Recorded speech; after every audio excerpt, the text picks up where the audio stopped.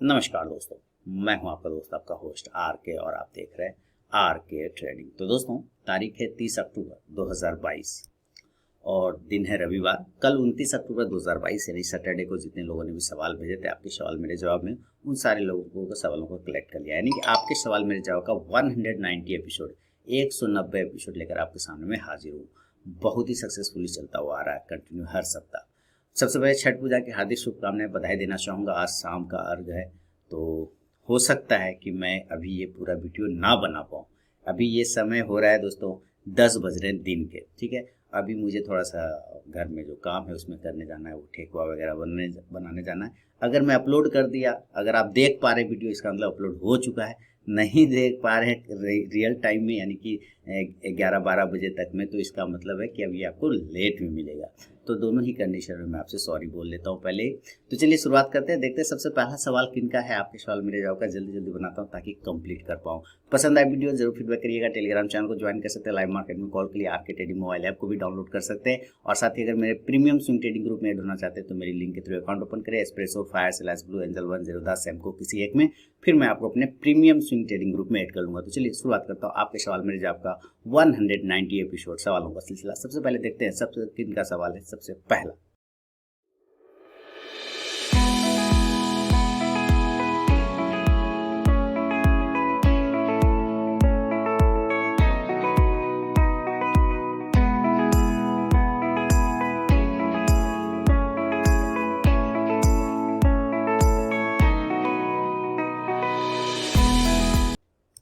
ये पालनपुर सिटी से महेश पटेल जी ने लिखा है। महेश पटेल जी ने सिटी पालनपुर से लिखा है। सवाल 41,500 का कॉल बाय किया 339 पर 2 लॉट है। 41,600 का कॉल बाय किया 359 पर 2 लॉट है।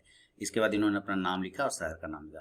तो सर ये आपने महेश जी, मैं आपसे बहुत ही हाथ जोड़ के माफ़ी मांगना चाहूँगा कि आपने मुझे बताया, ध्यान से सुनिएगा महेश जी, आपने मुझे बताया कि आपने ये खरीदा है, तो मैं इसके लिए आपको धन्यवाद दूंगा कि आपने खरीदा है, बधाई दूंगा आपको। मुझे क्या बताना है सर इसमें? आपने ये लिखा ही नहीं, नीचे कहीं पे नहीं लिखा ना महेश जी आपने कि मुझे एक्चुअली इसमें क्या बताना है आपको, आप क्या जानना चाहते हैं इसके बारे में। तो मैं कैसे बता पाऊँ, बताइए कैसे बता पाऊंगा, है ना, जब मुझे ये पता ही नहीं कि आप इसको जानना क्या चाहते हैं इसके बारे में। तो मैं एक्चुअली मैं तो गॉड हूँ नहीं, भगवान हूँ नहीं, तो मुझे तो पता नहीं, मुझे तो इंसान हूँ। आपको लिखना पड़ेगा नीचे में कि आप एक्चुअली इसके बारे में क्या जानना चाहते हैं, है ना। तो कृपया काइंडली इसको सही से करके फिर से भेजें। नेक्स्ट टाइम जब भी लें तो सवाल फिर से भेजें, बढ़िया से भेजें। जो भी आप लेंगे तो उसके नीचे आप काइंडली मेंशन करना पड़ेगा कि आप मुझसे जानना क्या चाहते हैं इसके बारे में, अपने इस पोजीशन के बारे में क्या जानना चाहते हैं। ये तो आपने मुझे जानकारी दिया, बस यही लिखा ना कि 41,500 का कॉल लिया है, 2 लॉट है 339 पर, 41,600 का कॉल है, दो लॉट है 359 पर, बस इतना ही तो लिखा। तो ये तो जानकारी देना हुआ, इसको कहते हैं जानकारी देना। आपने मुझे इन्फॉर्मेशन दिया, बहुत बहुत बधाई इसके लिए आपको। लेकिन मैं क्या बता पाऊँ इस बारे में, वो आपने लिखा ही नहीं। तो चलिए स्किप करते हैं महेश जी के सवाल का, लेकिन सवाल आपने भेजा इसके लिए बहुत बहुत धन्यवाद करना चाहूँगा। और अगला सवाल है, देखिए मिहिर कुमार दास जी ने कोलकाता वेस्ट बंगाल से लिखा है। देखिए इन्होंने लिखा है, काइंडली मेंशन किया है, प्लीज गिव योर एडवाइस, लेकिन किस बारे में ये लिखा है। Sir I Demetri station of Essar Oil 100 share in ICICI direct account 2017 but couldn't sell it because it was not listed in on BSE and NSE. Please give your advice। तो ये क्या है, ये कह रहे हैं कि इन्होंने एक शेयर लिया है Demetri स्टेशन करके, जो एसर ऑयल का आता है, ठीक है। और वो आईसीसी डायरेक्ट में इनके पास 2017 से, पर ये सेल नहीं कर सकते क्योंकि ये लिस्टेड नहीं है, यानी कि इनका इन्होंने अनलिस्टेड शेयर लिया है। तो सर अनलिस्टेड शेयर को आप तब तक सेल नहीं कर सकते हैं एक्सचेंज पर जब तक कि वो लिस्ट ना हो जाए। जैसे कि मेरे पास भी अनलिस्टेड शेयर में तमिलनाडु मर्केंटाइल बैंक है। अभी वो क्या है कि चूंकि मैं उसका आईपीओ से पहले लिया हुआ था, डायरेक्ट कंपनी से लिया हुआ था, तो अभी मैं बेच नहीं पाऊंगा क्योंकि जिन लोगों ने पहले ले रखा है उनके पास 90 दिनों का लॉक इन पीरियड है उसका, ठीक है। तो अभी मैं उसको बेच नहीं सकता, लेकिन जब भी वो लॉक इन पीरियड खुलेगा मैं बेच दूंगा। लेकिन आप फिर भी नहीं बेच सकते, आप नहीं बेच सकते क्योंकि वो लिस्टेड ही नहीं है। मेरा तो लिस्टेड हो गया, आपका लिस्टेड ही नहीं है। तो आप इसको क्या करें ना, पर्सन टू पर्सन सेल कर सकते हैं। पर्सन टू पर्सन मतलब समझते हैं, आपकी ये डीमेट में है लेकिन वो लिस्ट नहीं है, तो आप किसी ऐसे पर्सन को जिसकी इसकी जरूरत है आप उसको सेल कर दीजिए। वो उसको डायरेक्ट जो है उसके डीपी में ट्रांसफर हो जाएगा, सारा फॉर्मेलिटी पूरा करिएगा तो उसके अकाउंट में चला जाएगा, आपके अकाउंट से कट करके। एक उपाय ये है कि जो पर्सन लेने का इच्छुक हो मिहिर जी, आप उसको सेल कर लिए। दूसरा, आप कंपनी को फोन करिए। ऐसे बहुत सारे एजेंसी होते हैं जो कि अनलिस्टेड शेयर को खरीदते हैं। आप वैसे कंपनी को जानिए और उसको फ़ोन करिए कि मुझे ये शेयर बेचना है, तो वो क्या करेगा, वो आपसे परचेज कर लेगा। ठीक है, आपसे परचेज कर लेगा। तो ये उपाय आप कर सकते हैं मीर जी, ये आप करके चले। ठीक है, चलिए आगे बढ़ता हूँ। दीपक जी ने पलवल हरियाणा से लिखा अगला सवाल। सर मेरा सवाल है, अगर किसी ट्रेडिंग स्ट्रैटेजी को बैक टेस्ट करना हो तो पेपर ट्रेडिंग बढ़िया है या बैक टेस्ट के लिए कौन सा मेथड बढ़िया होगा? सर ये सवाल आपने पिछले बार भी भेजा था लेकिन दूसरे तरीके से, और मैंने पिछले बार भी जवाब दिया था दीपक जी। आप ये सवाल पिछले बार भी भेजा था लेकिन दूसरे तरीके से लिख के भेजा था, इस बार भी वही लिखा है, बस तरीका बदल दिया आपने। फिर आपने लिखा है ट्रेडिंग स्ट्रेटेजी कम से कम कितने मंथ तक बैक टेस्ट करनी चाहिए। आपने पिछली बार लिखा था कि कितना समय बढ़िया होता है बैक टेस्ट के लिए, तो ये आपने शब्द बदल दिया, क्वेश्चन आपके वही है। ठीक है, ट्रेडिंग स्ट्रेटेजी कम से कम कितने मंथ तक बैक टेस्ट करनी चाहिए और उसके बाद लाइव ट्रेडिंग में उतरना चाहिए, एकदम सेम वही चीज़ है, बस जो चीज़ पहले लिखा उसको बाद में लिख दिया, जो बाद में लिखा उसको पहले लिख दिया, इस तरह से आपने चेंज कर दिया, लेकिन सवाल आपका वही है घुमा फिरा के, और जवाब मेरा वही रहेगा, क्योंकि सवाल तो वही है ना। क्या है कि पेपर ट्रेडिंग आपको इमोशन अटैच नहीं कराता है, पेपर ट्रेडिंग इमोशन अटैच नहीं कराता। मैं कभी भी पेपर ट्रेडिंग के सपोर्ट में नहीं रहा, कभी नहीं, क्योंकि मेरा मानना है कि जब तैरना है तो पानी में उतरो ना।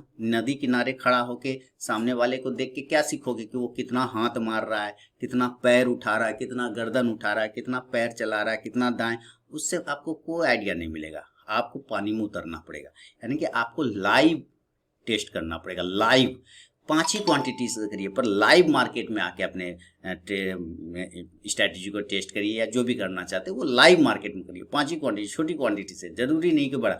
बैक टेस्ट कर लेंगे, वो आपको एक डायरेक्शन दे सकता है कि हाँ बैक टेस्ट करने से ये क्या है ना, 20 दिनों का बैक टेस्ट कर लिया, 50 दिनों का कर लिया, 2 महीने का कर लिया, तो आपको एक डायरेक्शन आके जो आप कर रहे हैं वो सही डायरेक्शन में जा रहा है या नहीं जा रहा है। लेकिन जो इमोशन अटैचमेंट होता है वो सिर्फ लाइव मार्केट में होता है। कितने दिनों का बैक टेस्ट अच्छा होता है? तो कम से कम 3 साल का। अब आप कहेंगे अरे 3 साल, जी हाँ 3 साल, 3 महीना नहीं, 3 दिन नहीं। लोग यहाँ 1 महीना 2 महीने में सोचते हैं कि मैं सब कुछ समझ जाऊंगा, नहीं हो पाता है। 3 साल का बैक टेस्ट करके देखिए।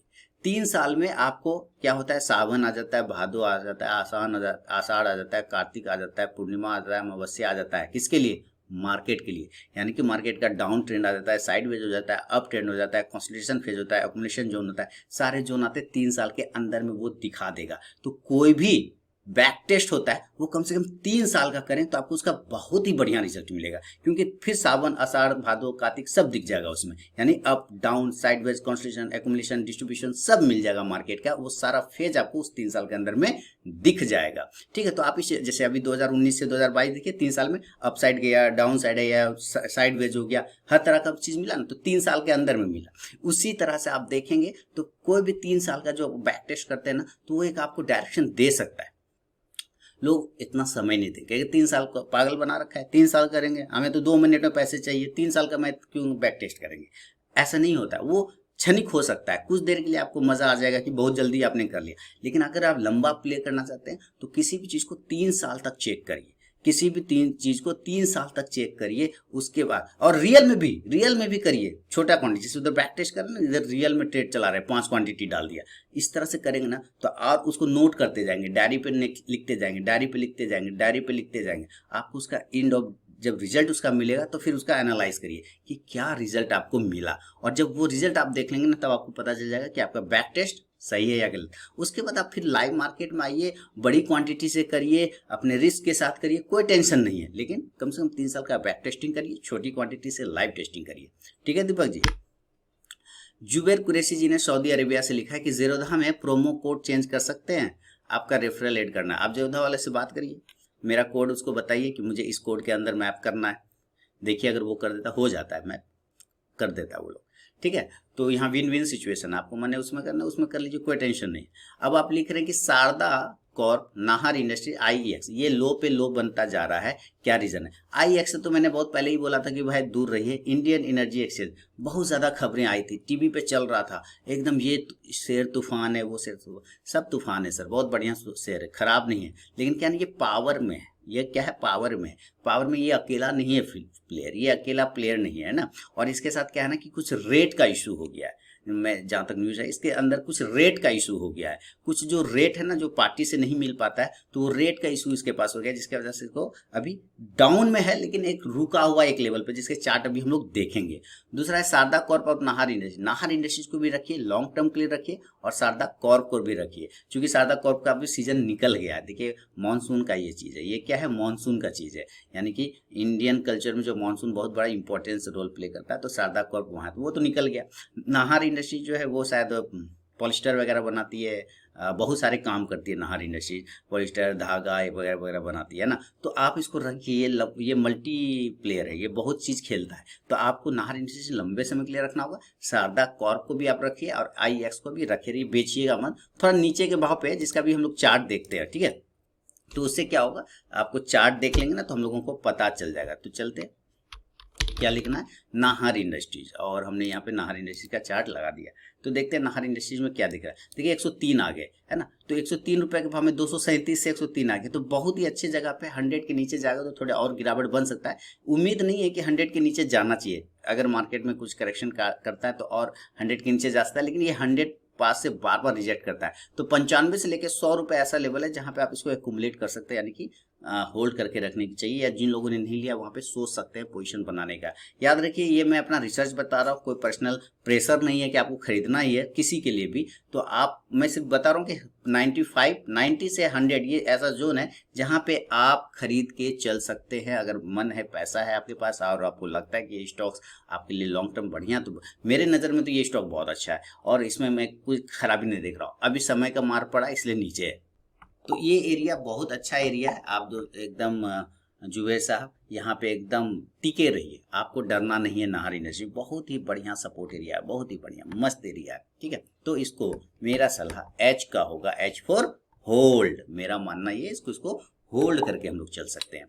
एक तो नाहर इंडस्ट्रीज हो गया, दूसरा था आपके पास शारदा कॉर्प। तो चलिए शारदा कॉर्प को भी हम लोग देखते हैं, ये आ गया शारदा कॉर्प, बहुत बढ़िया। बहुत टेंशन वाली दिक्कत हो गया कि ऊपर 700 से 750 से आधा हो गया डिस्काउंट। ओहो हो, डिस्काउंटेड प्राइस पे मिल रहा है जुबेर साहब, ये तो एकदम डिस्काउंटेड प्राइस पे मिल रहा है, मतलब इतना सस्ता। देखिए जब आपको 700 रुपए पे ये शेयर अच्छा लग रहा है, ध्यान से सुनिए, जब ये 700 रुपए पे ये शेयर अच्छा लग रहा है तो सर 450 पर तो और अच्छा लगना चाहिए।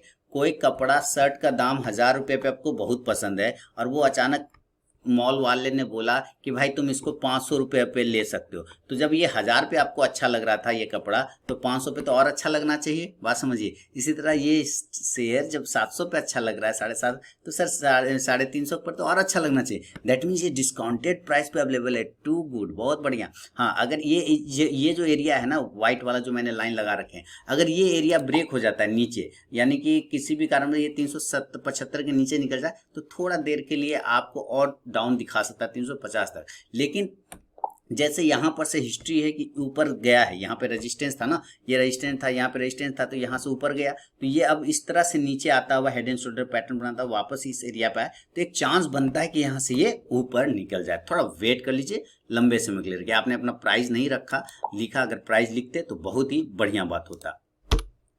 IEX है ना, अब मान लीजिए आपने 300 पे लिया तो भी आप प्रॉफिट में 700 पे लिया, तो मैं बता पाता कि आपको कहाँ पे निकलना है, कहाँ पे ऐड करना है।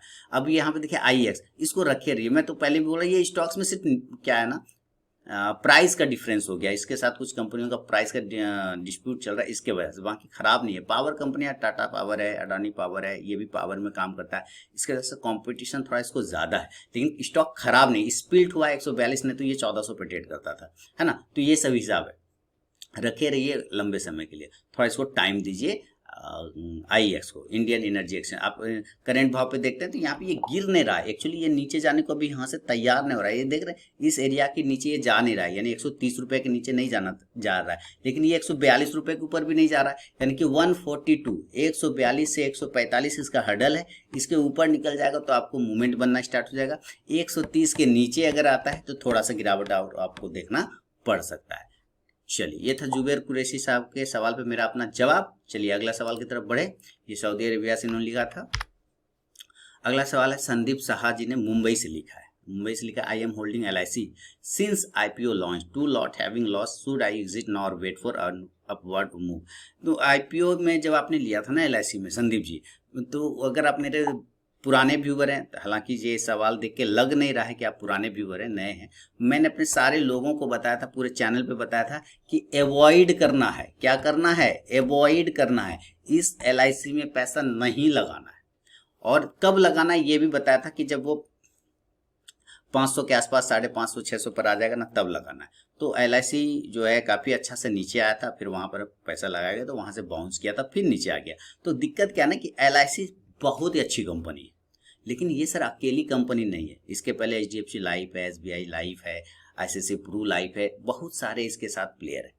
इसका जो है PSU कंपनी, सरकारी कंपनी, ये भी सही है। तो एक बात ये है कि ये सबसे बड़ा प्लेयर है, ये सबसे बड़ा प्लेयर है LIC, लेकिन अकेला प्लेयर नहीं है। एक बात ये समझिए, वर्ड को समझने की कोशिश करिए, ये सबसे बड़ा प्लेयर है पर अकेला प्लेयर नहीं है, और ये आपको लॉस नहीं देगा, ये आपको लॉस नहीं देगा, लेकिन प्रॉफिट थोड़ा लंबे टाइम के बाद देगा। देखिए यहाँ पर LIC है ना, मैं LIC हाउसिंग लिख दिया, चलिए ये LIC, तो यहाँ पर 900 से देखिए ये नीचे कितना आ गया, 600, तो अब यहाँ पर आ गया 588। तो आपको ना थोड़ा उछाल का इंतजार करना चाहिए, आपको थोड़ा उछाल का इंतजार करना चाहिए। इसका सबसे बड़ा हर्डल है 700 रुपए का, इसके ऊपर जब तक नहीं जाएगा ना, ये 725 वाला एरिया, ये एरिया देख रहे हैं, ये एरिया, इस एरिया के ऊपर जब तक नहीं जाएगा 700 के ऊपर, इसमें मूवमेंट नहीं बनेगा। तो इस 725 के ऊपर जब जाएगा तब मूवमेंट बनेगा। लेकिन अगर गलती से भी ये 570 के नीचे निकलता है तो ये फिर 550 तक चला जाएगा।